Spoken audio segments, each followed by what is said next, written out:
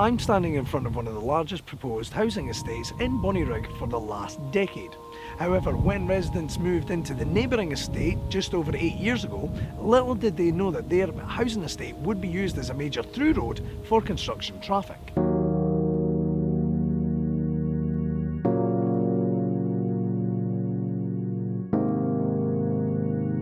And now local residents are concerned not only by the increased traffic to the estate, but also the impact that 300 more houses would have on the local infrastructure, including doctors, schools, policing and broadband.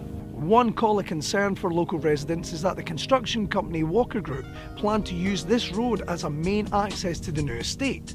Residents are worried that it's going to be a hazard for the children in the area, as well as dirt and noise pollution. Our concern really was that having so many cars just piling through the estate when they can come off the main roads just didn't make sense. I think whenever you have increased traffic anywhere, it increases hazard. If there's 10 cars passing an hour and that increases to 20, that doubles the risk. So yes, any increase in traffic will cause that. So do you think having a roundabout up on the main road, that would also help as well? Because I know up in Rosewell they've got a similar roundabout taking it onto the new estate as well. Yeah, well, the feedback from the residents is that a roundabout makes sense there because of the traffic flow and so on. Traffic's a real issue in Bonnyrigg now. Well, the main reason that the Walker Group did not want to install access from the road behind me, the B6392, is that there's a stream running through the proposed estate, which means that the Walker Group would need to construct a bridge to go over it. However, recently Walker Group have announced that they will be building this bridge and access to the estate via a T-junction.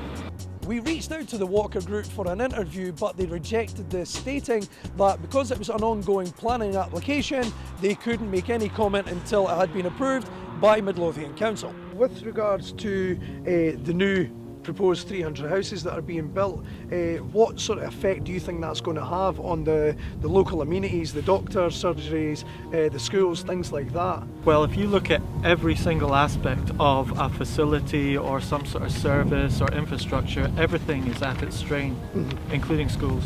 Any people that move into the local area now, we're going to find it difficult potentially to absorb them all in their local school. But given the recent housing developments around the school, we're already capped at 300 per year. So if we've got more students coming in on top of that, what it might mean is that local people might not get into their current local school. Other local residents are concerned over public transport near the development amid the recent issues with the New Borders Railway. Now, residents are concerned because the trains have not been turning up on time, they've been overcrowding, and at points they haven't turned up at all.